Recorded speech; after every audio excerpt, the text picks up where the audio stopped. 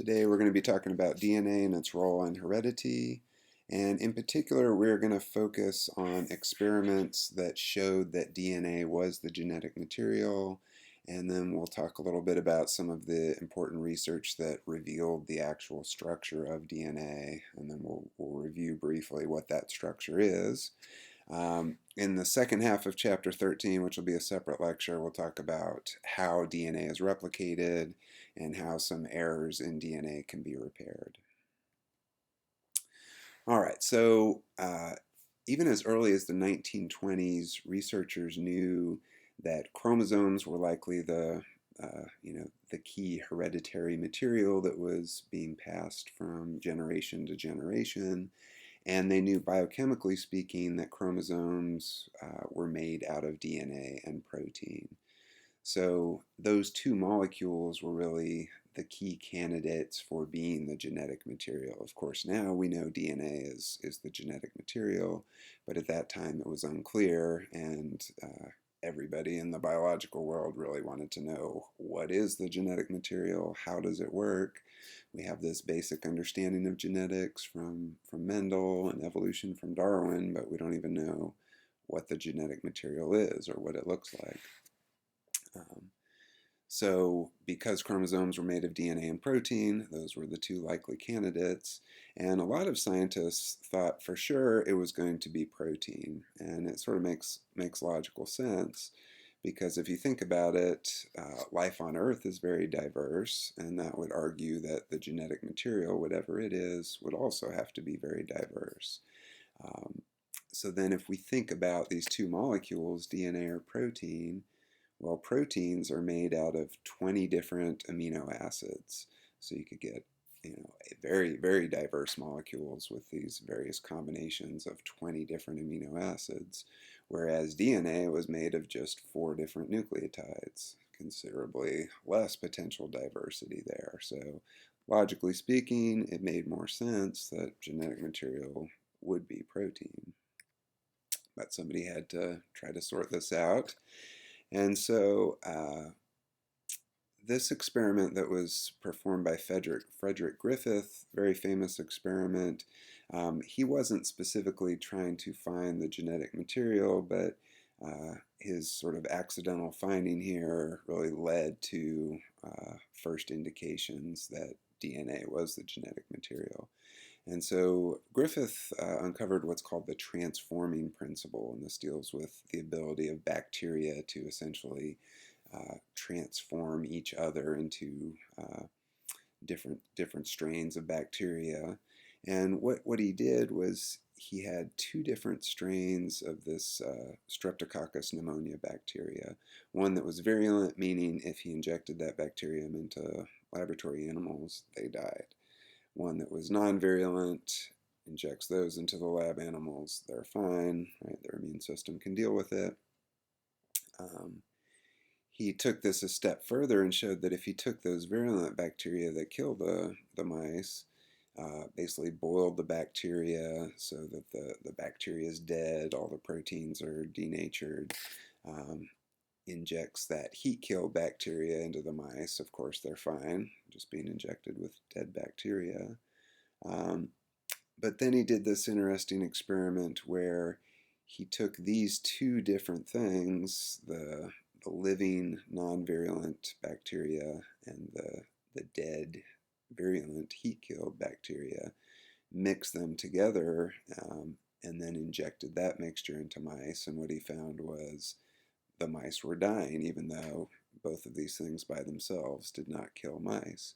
And so what he realized had to be happening is somehow the genetic material from these virulent dead bacteria was getting into and transforming those living non-virulent bacteria, transforming them into virulent bacteria, basically. And he was able to confirm that by taking blood samples from the dead mice, and sure enough, he's finding, these living virulent bacteria, and he knew, well, I already killed these, so there's no way they're coming back to life. So really the only possibility is genetic material from these dead bacteria are getting into living bacteria making them virulent, transforming them, so to speak. And this is now a very well documented phenomenon. Bacteria are essentially like DNA sponges. They can soak up DNA from their environment, incorporate that into their own chromosomes. And so, even though Griffith didn't know that was exactly what was going on here, um, he was observing the effects of that phenomenon. And so, this other researcher, Oswald Avery, was able to build off of Griffith's experiment to actually try to figure out what that genetic material was that was being passed from the dead to the living bacteria. And there was really three possible candidates. So I already mentioned protein was a likely candidate, DNA was a likely candidate, and then there was also some researchers that said, well, it could be RNA as well. So that was a third possibility. Now, Avery set up a simple experiment to test this. So he basically repeated Griffith's experiment, but he would add an enzyme. So in one experiment, he would add an enzyme called RNase that would chew up any RNA molecules that were present. In another, he would add protease, an enzyme that destroys proteins. Another experiment, DNase, to get rid of DNA. And so the idea here was, let's say, for example, if protein was the genetic material that was being passed from one bacteria to the next and causing that transformation into virulence, if protein was doing that job and we treated with a protease enzyme, while the bacteria were mixed together, that should prevent the transformation from happening. Likewise, if RNA was doing that job, if we get rid of the RNA, no transformation should occur. And so, of course, what he found was if he added RNase or protease, it didn't matter. The transformation did still occur. But if he added DNase and destroyed the DNA, it stopped. So that would argue that at least for this bacteria, for Streptococcus pneumonia, DNA seems to be that transforming agent, that genetic material. So that was the first evidence. And of course, scientists are skeptical, so they said, well, okay, this is just one experiment, and maybe it's just unique to this particular bacterium. But shortly thereafter, along come this research team, Hershey and Chase, who got additional evidence that DNA was the genetic material. And in their experiments, they were working with a virus called bacteriophage, in particular bacteriophage T2. And bacteriophage are very simple viruses. They have just two components. So they have DNA, and then they have a protein coat. And the way bacteriophage work is they latch onto the surface of a bacterial cell. They inject their genetic material. Of course, we now know it's DNA. At the time, weren't sure. Had to be either DNA or protein, because that's all the virus was made of. Inject that genetic material. Once it's inside the bacteria, then the genetic material from the virus is used to create more virus particles, which assemble and burst out, killing the bacteria. So what they did I'm not so worried about, in all the details of their experiment, as long as you get the take-home message. But essentially using two different radioactive elements to radioactively tag either the DNA or the protein, they were able to show in the lab that what the bacteriophage were injecting into the bacteria was, of course, the DNA. So they were basically finding the radioactive DNA label inside the bacteria. So that would argue, okay, now we've got Streptococcus pneumonia. DNA seems to be its genetic material. We've got this virus. DNA seems to be its genetic material. So the research world started falling into step, and of course, additional experiments confirmed it. But people were now starting to believe, okay, DNA is actually the universal genetic material. And so then once that was established, the big question was, well, how does DNA work? And to know how it works, you would need to know, what does it even look like, right? What is its structure? Um, so we knew from biochemistry, just purifying DNA and doing some basic analysis, we sort of knew what the chemical components were, but we didn't know how they were arranged in 3D space and what the DNA molecule actually looked like. So the race was on to try to figure that out. So there's a few different important experiments that helped researchers determine that structure. And one important piece came from this technique that's still used today called X-ray crystallography. This technique is used to get really, really high sort of atomic resolution structures of various molecules. And in a nutshell, the way this works is you would take whatever the molecule is you're trying to determine the structure of, DNA in this case, and you force it in under laboratory conditions to crystallize. So you get these little, basically DNA crystals, which would be your sample here.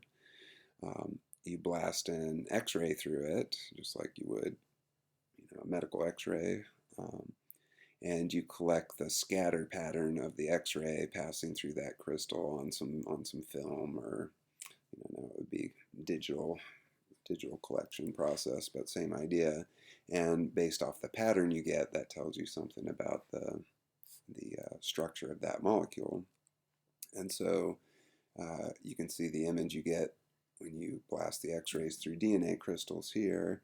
And this work was being done by this woman, Rosalind Franklin, in England at Cambridge. And the images she saw were suggesting a spiral shaped or a helical shape. So there's certain technical challenges she was having with this technique, that she was kind of getting hung up, but she at least knew, hey, this seems to be spiral shaped molecule of some type. Around the same time, as I said, people were doing biochemical studies on DNA, and in particular, a researcher named Chargaff was looking at just the nucleotide composition of DNA from different organisms. So remember, DNA is composed of 4 different nucleotides, as 4 different nitrogenous bases as part of their nucleotides. ATGC, adenine, guanine, cytosine, thymine. And what Chargaff found was that as he looked at different species, he was finding, different percentages of these nitrogenous bases. So that kind of makes sense. You would expect, if DNA is the genetic material, you'd expect the DNA, in, for example, in a mouse to be biochemically a little bit different than the DNA in a human.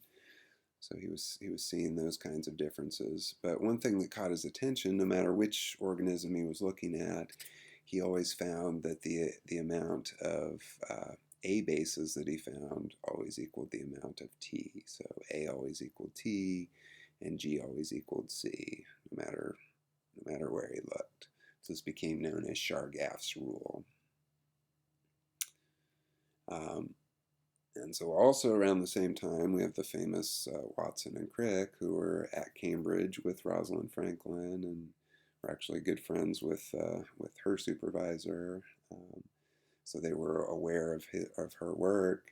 And in fact, while she was off at a meeting somewhere, they were actually given a copy of some of her X-ray crystallography images by her supervisor without her permission. And what is arguably a definite ethical breach there. But they basically knew her results, that, okay, this is a helical spiral shaped structure. They knew about Chargaff's data, that A always equals T and G always equals C. So that had been published and was out there in the scientific community. And so they're trying to build models. They want to try to crack this code and see if they can come up with a structure that would work and fit the existing data. They were kind of racing another researcher called Linus Pauling, who I believe was at Stanford at the time. he was making some models of DNA that had 3 strands. He thought it was going to be a 3-stranded helical structure. Um, but essentially, they were able to take all the information that they had available and actually put together the detailed model of DNA structure that we know and love today. And this was a huge deal. They won the Nobel Prize years later for that work. Unfortunately, Rosalind Franklin had already passed away due to, I believe she had ovarian cancer, undoubtedly brought on by her X-ray work and not being properly shielded. And since they don't award the Nobel Prize posthumously, she didn't get a part of that, but she obviously had a huge contribution. So let's talk here about, just briefly, I know we've gone over this before, let's just review the structure of DNA. So, as we discussed, it's helical, right? We all know it's a double helix composed of 2 strands, right? So each strand has this sugar phosphate backbone with the nucleotides poking out in the middle, and then those 2 strands are joined together with hydrogen bases between the or hydrogen bonds between the nitrogenous bases, excuse me. Another key feature of DNA is that the 2 strands are considered to be anti-parallel, just meaning they point in opposite directions. One strand is upside down relative to the other. So double helix, it's technically a right-handed helix, just meaning it twists in a right-handed direction. The 2 strands are anti-parallel, and then we've got the nitrogenous bases in the interior here. So we've looked at this before, right? We have the sugar phosphate backbones in blue here, nucleotides and nitrogenous bases in the middle. And also just wanted to point out this nomenclature because it's going to come up in second half of this chapter. Each end of an individual DNA or RNA molecule, for that matter, is chemically distinct and is given this designation as either a 5' or a 3' end. And if you look at it, you can see here, well, at every 3' end, you're just going to have a hydroxyl functional group hanging there, right? Here's the other 3' end, there's that hydroxyl group. At the 5' end, you're going to have a phosphate group just hanging there. So just kind of tuck that away, and it'll come back later. This phenomenon that Chargaff observed, that the amount of A always equals the amount of T, alludes to the fact that we have what's called complementary base pairing within one molecule of DNA. So every time you have a thymine on one strand, you're going to have an adenine on the other strand. Cytosine on one strand should be paired with a guanine on the other. So these 2 bases, G and C, complement each other, A and T complement each other, and they're capable of forming hydrogen bonds with each other. These are shown by the dotted red lines here. So it's those hydrogen bonds that are holding the 2 strands together. I already covered anti-parallel. And so we have this detailed structure, and I just wanted you to think of this structure in terms of what are really the key functions. So once we understand the structure of DNA, how does that tie in with its role as the genetic material? So we've really got these 4 key functions that DNA has. So it's got to store genetic information, and it's storing that information in the sequence of the bases, sequence of those nitrogenous bases. It's got to be replicated very precisely, right? Before every mitosis or meiosis, we've got to copy all the DNA, and we're gonna look at that process in the second half of chapter 13. The genetic material has to be expressed in the phenotype, the appearance of the organism, right? If you have brown eyes and black hair, those traits are determined by your genes. So those genes have to be expressed, And they do that by directing the production of proteins in your cells, and we'll talk about that in upcoming chapters. Um, and this may seem a little bit less intuitive, but genetic material has to be able to be changed and mutated. Otherwise, life is static, and everybody would just be a clone of everybody else, and you'd have no evolutionary change. So, like I said, in the second half of chapter 13, we're going to talk about DNA replication. But just to end out this first half, I did want to mention that biochemists, in this case Arthur Kornberg, who was very famous, I believe he was also at Stanford, um, he was able to show that if you wanted to copy DNA, replicate DNA in a test tube, you could do it with some minimal requirements. So of course you needed some DNA to copy. You needed the 4 different nucleotides, right? Nucleotides with A, T, G, and C to be able to build new DNA. You needed some salts and the correct pH buffer, but really his big discovery was that you needed this particular enzyme called DNA polymerase that is basically the DNA copying enzyme. So it's doing all the heavy lifting, actually reading the existing DNA and building the new strand. So we're gonna take a look at DNA polymerase in the second half of this chapter. And also to set up the next part of the chapter here, that structure of DNA that Watson and Crick came up with really suggested 3 sort of obvious possible mechanisms for copying the DNA, replicating. So the one that Watson and Crick favored is what became known as the semi-conservative method of replication, where you take your original DNA strand, separate the 2 strands from each other, and then simply build a complementary strand to go along with each of your originals. So after replication, you have these 2 DNA molecules where one strand is old and the other strand is new in red here. Some researchers thought, no, that's not the way it happens. It's what they called the conservative model, where each strand was copied, but the 2 original DNA strands stayed together and the 2 new strands came together with each other. And then there was also what was called the dispersive model, and I'm not totally sure the logic behind this, but in this model somehow the old and the new were all kind of spliced together, chopped up, and reassembled.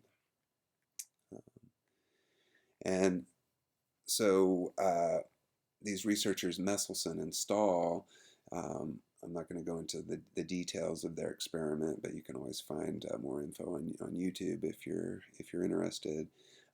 But Messelson and Stahl were able to show, using some pretty simple experiments, that it was that semi-conservative method of replication that was correct. So just going back here, that was the model favored by Watson and Crick.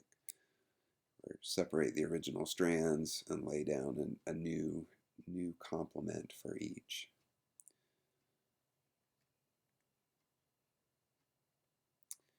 And again, as we'll go into in more detail in the second half of this chapter, there's really these 2 steps for DNA replication to happen. You have to unwind the DNA, separate those 2 strands, and then you have to add the new nucleotides and be able to build your new complementary DNA.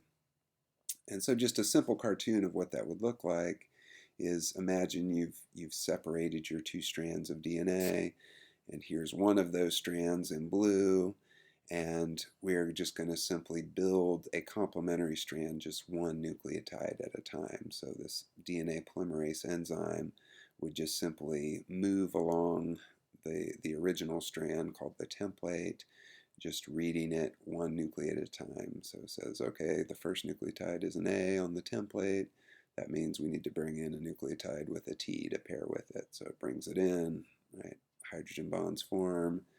Then it moves on, reads the next nucleotide. Oh, it's a G. We need to bring in a C to pair with it. Brings that nucleotide in, holds it in place. We get a phosphodiester bond forming between those 2, and so on. So we're just proceeding just one nucleotide at a time. All right, well, we'll pick this up in the second half, and we'll go through at least some of those details of how that replication process actually works.